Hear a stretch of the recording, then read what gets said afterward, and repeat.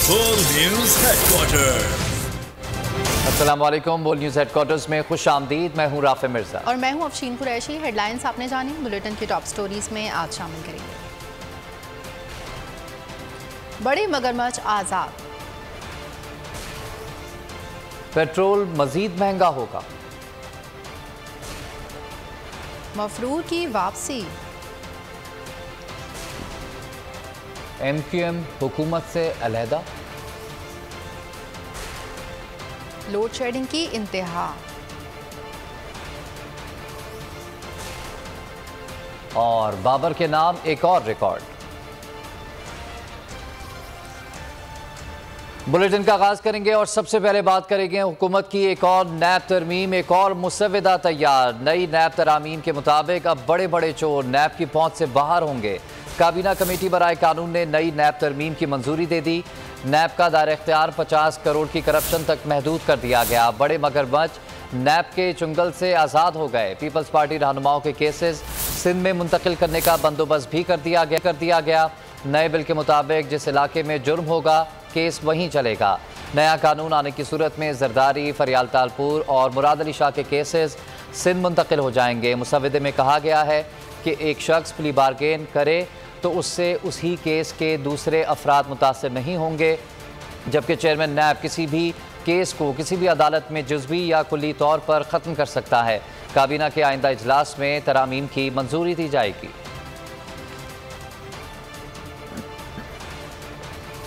Petrol फिर महंगा होगा, अवाम पर बोझ डाला जाएगा। पेट्रोलियम मसनूआत पर फी लीटर 50 रुपये लेवी लगाने की तरमीम मंजूर कर ली गई। टैक्सों की भरमार के साथ बजट 2022-23 मंजूर। वज़ीर ख़जाना मिफ्ता इस्माइल कहते हैं पेट्रोलियम मसनूआत पर इस वक्त लेवी सिफर है। लेवी लगाने की मंजूरी हासिल की है मगर लगाने का फिलहाल इरादा नहीं। शहबाज हुकूमत का IMF के कहने पर बजट में तब्दीली का भी एतराफ़। वज़ीर मुमलिकत बराए ख़जाना आयशा गौस पाशा ने कहा कि तस्लीम करते हैं IMF के कहने पर बजट तब्दीली की गई। IMF से गुज़िश्ता हुकूमत के मुआहदे पर अमल कर रहे हैं। लेवी जो है ये इजाज़त है आप लोगों की तरफ से हुकूमत को कि वो 50 रुपए तक लगा सकती है। इस वक्त तो लेवी ज़ीरो है और फिल फॉर कोई 50 रुपए तक जाने का कोई उम्मीद भी नहीं है, ना कोई वो है कोई ख्याल है। कभी कभी आप लोगों से जो झूठ बोलता हूँ मैं इसके ये बजट जो है वो स्ट्रक्चरल बजट है और इसमें हमने जितने भी फाइनेंस बिल में ज़्यादातर 80 से ज़्यादा % जो चेंजेस लाए हैं वो हम डायरेक्ट टैक्सेस की साइड में लाए हैं। और दूसरी जानिब साबिक वज़ीर ख़जाना शौकत तरीन कहते हैं कि हमने पेट्रोलियम मसनूआत पर सेल्स टैक्स ज़ीरो कर दिया था। शहबाज हुकूमत जुलाई में पेट्रोलियम मसनूआत पर सेल्स टैक्स 11% से बढ़ाकर 17% पर ले जाएगी। बिजली और गैस की कीमतों में भी इजाफा कर दिया गया है। गैस की लाइट लाइन सारिफीन को 350% महंगा बिल अदा करना होगा। बिजली 75% महंगी हो जाएगी। महंगाई का तूफान बदतमीज़ी आने वाला है। महंगाई और बढ़ेगी तो एक और बजट लाना पड़ेगा। IMF तो नहीं छोड़ेगा। सेल्स टैक्स जीरो कर दिया था पेट्रोलियम प्रोडक्ट्स में, ये अब उस पर भी 11% से शुरू करेंगे जुलाई में और ये उसको भी 17% पे लेके जाएंगे। महंगाई का तूफान बदतमीजी आने वाला है। गैस भी जो बढ़ा देंगे 45%, इलेक्ट्रिसिटी को भी ये 47%। गैस की जो स्लैब्स थी, जो सबसे निचली स्लैब है, उनके जो बिल हैं 350% बढ़ेंगे। बिजली जो है वो 75% बढ़ जाएगी।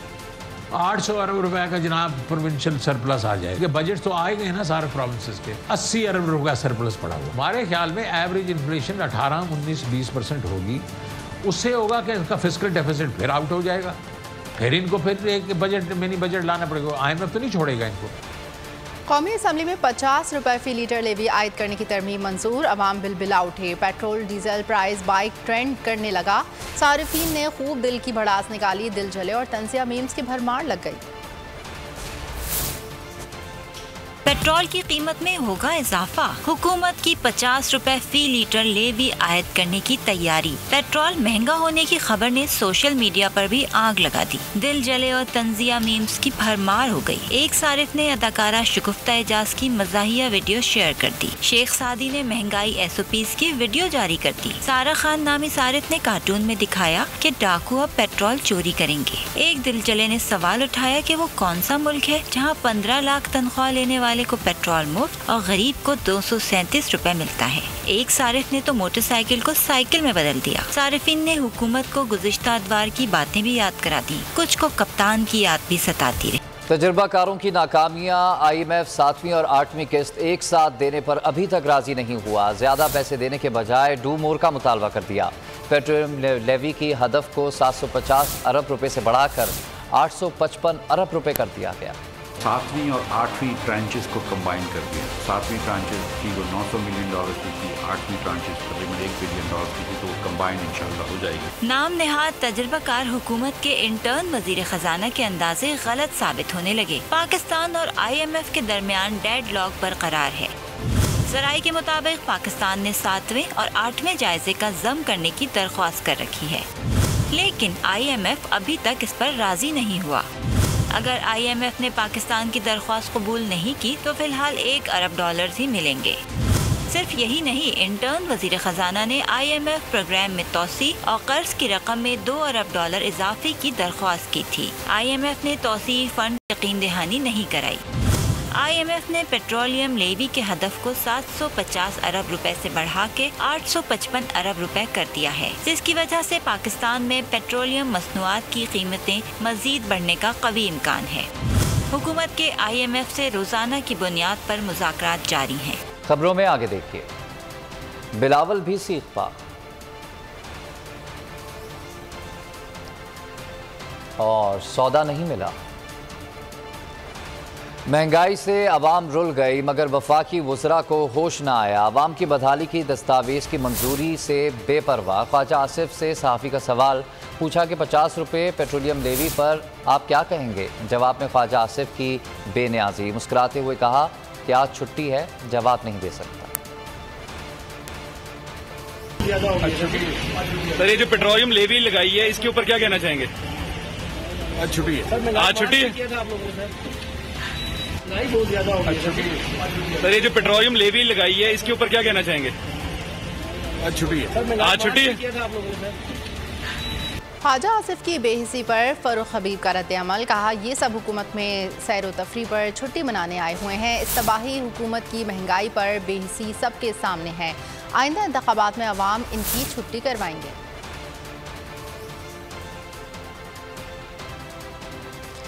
ख्वाजा आसिफ की बेहिसी पर फरूख हबीब ने रद्द-ए-अमल में कहा कि ये सब हुकूमत में सैर व तफरी पर छुट्टी मनाने आए हुए हैं। इस तबाही हुकूमत की महंगाई पर बेहिसी सबके सामने है।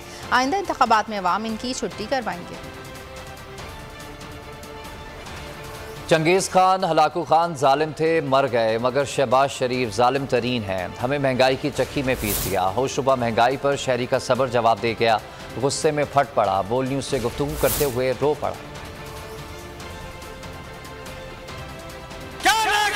दूध ले, चीनी ले, पत्ती ले, अगर पेट्रोल की कीमत सांझ को बर्बाद कर दिया पाकिस्तानी गरीब बाबा। बिजली की परेशानी तो गरीब को, हमें को नहीं। उसके पास जनरेटर है, उसके पास सोलर है, उसके पास UPS है। अगर गरीब तो वो बत्ती भी नहीं ले सकता, वो क्या जलाएगा? वो हर मुसीबत गरीब के लिए पाकिस्तान में बना है, अमीरों के लिए, गरीबों के लिए नहीं। गरीबों के लिए सदाए मौत। ये चंगेज़ खान हलाकू खान से भी बढ़ गए। वो तो जालिम थे, ये उनसे भी ज्यादा जालिम है। क्या कोई भी फायदा? ये पोजीशन है कि ग्राहक जो है ना बेचारा सामान लेता है, निकलवाता है और पैसे नहीं होते उसके पास। बोलता है भाई आधा सामान दे दे, आधा रख ले। ऐसा टाइम हमने कभी नहीं देखा। महंगाई होती है, महंगाई की एक हद होती है ना। ये समझ लो ये हद से बाहर महंगाई है। ये 10 रुपये बढ़ते हैं चीज़ में, 5 बढ़ते हैं, 20 बढ़ते हैं, लेकिन एक हफ्ते के अंदर 100 रुपये का जो है ना डिफरेंस, ये बर्दाश्त नहीं कर सकती है। इम्पोर्टेड वज़ीर ख़जाना अब मईशत बहाल करेंगे। अदालती मफरूर लीगी रहनुमा इसाक़ ने आइंदा माह वतन वापसी का ऐलान कर दिया।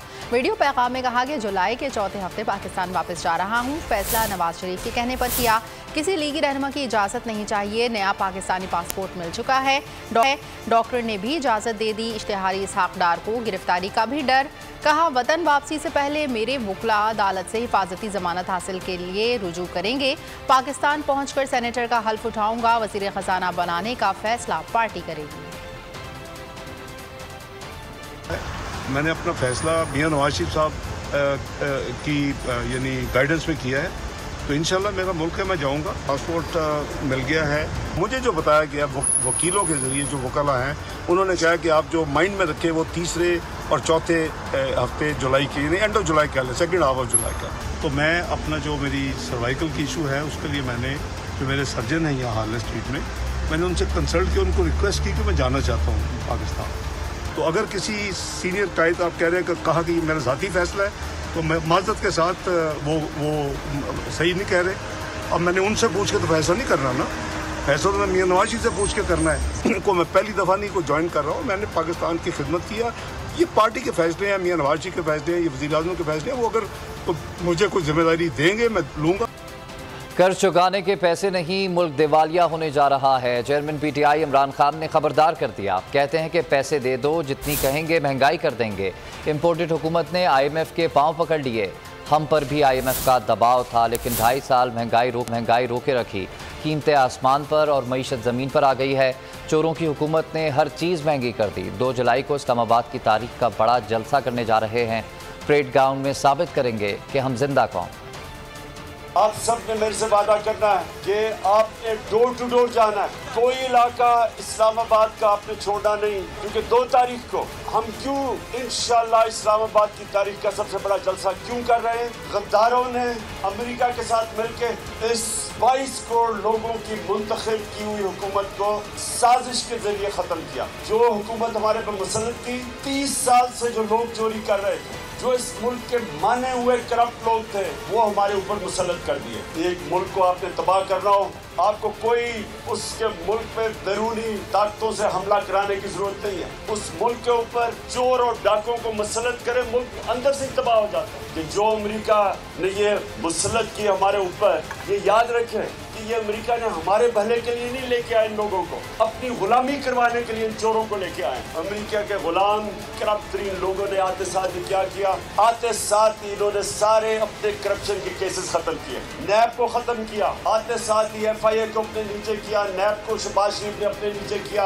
और ये सबसे ज्यादा जरूरी समझने के लिए 1100 अरब रुपए के करप्शन के केसेस इन्होंने खत्म किए नैब अमेंडमेंट करके। जो मुल्जिम है वो कभी काजी नहीं बन सकता, जो चोर है वो अपना एहतसाब नहीं कर सकता। क्राइम मिनिस्टर शहबाज शरीफ और इसके बेटों के ऊपर 24 अरब रुपए के करप्शन के केसेस हैं। तो एक तरफ लोगों के ऊपर महंगाई मुसल्लत कर दी, लोगों के ऊपर इन्होंने वो बोझ डाला आम आदमी के ऊपर, पेट्रोल, डीजल, बिजली, गैस सब महंगी। वो महंगाई इन्होंने किया कि पाकिस्तान की तारीख में 2 महीने में इतनी महंगाई नहीं हुई जो इन्होंने आते साथ की। तो एक तरफ लोगों के ऊपर महंगाई मुसल्लत कर दी, तो एक तरफ कीमतें आसमानों पे और माइशत जमीन पे। आज IMF के पैर पकड़े हुए कि जी खुदा के वास्ते हमें पैसे दे दो, हम जितनी महंगाई आप चाहें कर देंगे। हमें कह रहे थे कि IMF की गुलामी, हमारे साथ भी 2.5 साल IMF था, हमने तो महंगाई रोक के रखी हुई। IMF को भी शहबाज हुकूमत पर यकीन नहीं। नवाज शरीफ के दौरे हुकूमत में मनी लॉन्ड्रिंग के मामले और शहबाज दौर में करप्शन के खदशे पर IMF ने